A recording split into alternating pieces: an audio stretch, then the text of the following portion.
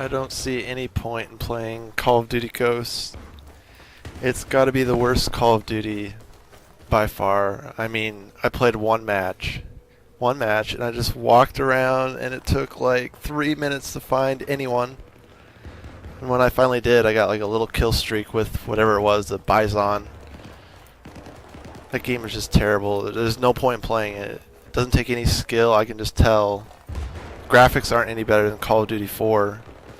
It's just a useless game, just like Battlefield 4. Battlefield 4, for some reason, they thought it'd be a good idea to make the hipfire sensitivity like 3 times more than the ADS sensitivity, and you can't even adjust it. So there you go. You have COD Ghosts and Battlefield 4, 2 new games that are just complete garbage. Complete waste of time. It's much better to just play COD 4 and Battlefield 3. Like, I really don't see a purpose in buying any new game. Any new Battlefield, any new COD, they're all bad. And also for the sensitivity in Battlefield 3, you couldn't really adjust the ADS sensitivity, but no matter what your field of view was, it would always feel about right when you zoomed in. It would always adjust it. In Battlefield 4, it just feels so jerky depending on what your field of view is. It's just terrible. It feels terrible sometimes. And as far as like the NFL, this is a completely different subject. But the NFL goes, like, there's been so much talk recently of Richard Sherman on Twitter against Patrick Peterson, Joe Hayden, Darrelle Revis, and a few others. And all these people are saying, oh, well, Richard Sherman only covers one side of the field. Well, that's our scheme. That's what he's supposed to do, and he's the best at doing it, so why would he need to cover the #1 wide receiver every single time? It doesn't make sense. And he's by far the best at doing it. There's no one that's even close. Like, the last 3 years, he has the most interceptions, and I think he has, he's one of the least targeted out of the major cornerbacks. He's one of the least targeted cornerbacks in the NFL, and yet he leads the league in interceptions. So you can't even argue that.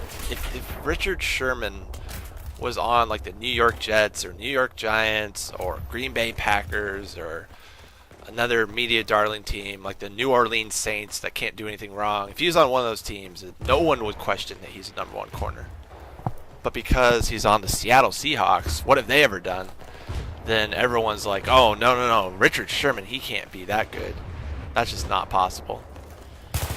If there's one team that I hope the 49ers beat next year, it's the New Orleans Saints. The worst organization in the NFL. They went to the lowest low you can go to cheat to win, and had probably the worst officiated game in the NFC title game in 2010 just to quote-unquote win that Super Bowl. So no, I cannot root for the Saints ever again after that. After everyone was like, oh, Hurricane Katrina, oh, poor New Orleans. Sorry, I don't feel sorry for them anymore. It's just been too long. Like, yeah, it was bad when it happened, but we heard about it for years and years after it happened. And the media was just giving them this special treatment, like we are supposed to feel sorry for them a full decade later. Like, no.